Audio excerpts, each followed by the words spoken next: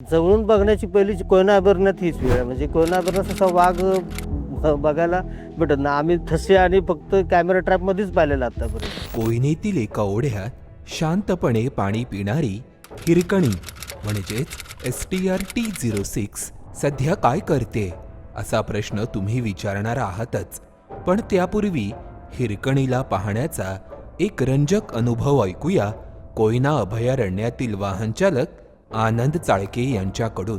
त्यावेळी आम्ही बीटला ते कॅमेरा ट्रॅप करण्यासाठी आमचे दायगुडे सर आणि ते वनरक्षक वगैरे आणि मजूर आम्ही निघालो होतो.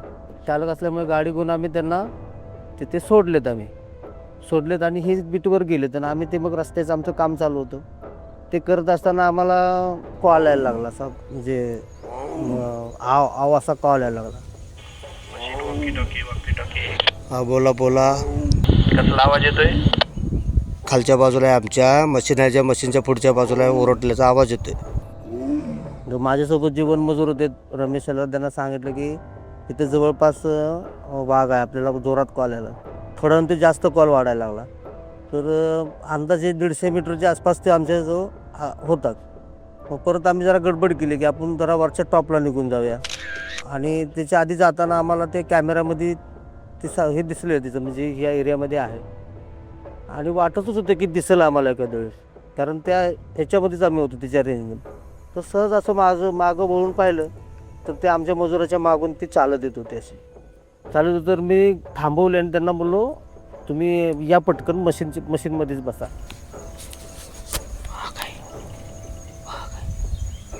त्यांना म्हणलो तुम्ही हलू नका, इथे बसा, मी मशीन चालूच ठेवतो. आणि चालू मशीनमध्ये असं मागं जाऊन मग तिला असं शूट केलं. ती थोडी पुढे येत होती, मग मी असं मागं सरकत शूट केलं आणि नंतर ती त्या झुडपामध्ये गेली. नंतर परत आम्ही चालल्यानंतर परत तिसऱ्या वेळी आमच्या मागून आली ती. आणि ते मग त्यावेळी आम्हाला वाटायला लागलं की तिला ते आमचा ह्या रस्त्यापासून पुढं जायचं आणि आम्ही मध्ये तिला डिस्टर्ब करत होतो मशीन असल्यामुळे. मग आम्ही थोडं पुढं चालत राहिल्यानंतर परत ती मशीनच्या पुढच्या बाजूला आली. पण ते रस्त्याचं कॉर्नर असल्यामुळे अशी जाणार मशीन, अशी तिला ते डिस्टर्ब होत होता. जवळून बघण्याची पहिली कोयना अभयारण्यात हीच वेळ आहे. म्हणजे कोयना अभयारण्यात असा वाघ बघायला भेटत ना. आम्ही ठसे आणि फक्त कॅमेरा ट्रॅपमध्येच पाहिलेला आतापर्यंत. असायचं आम्ही जायचो त्यावेळी आम्हाला वाटायचं की एक दिवस आधी वाघ इथं होता, पण आजपर्यंत आम्हाला कधी पाहायला भेटला नव्हता.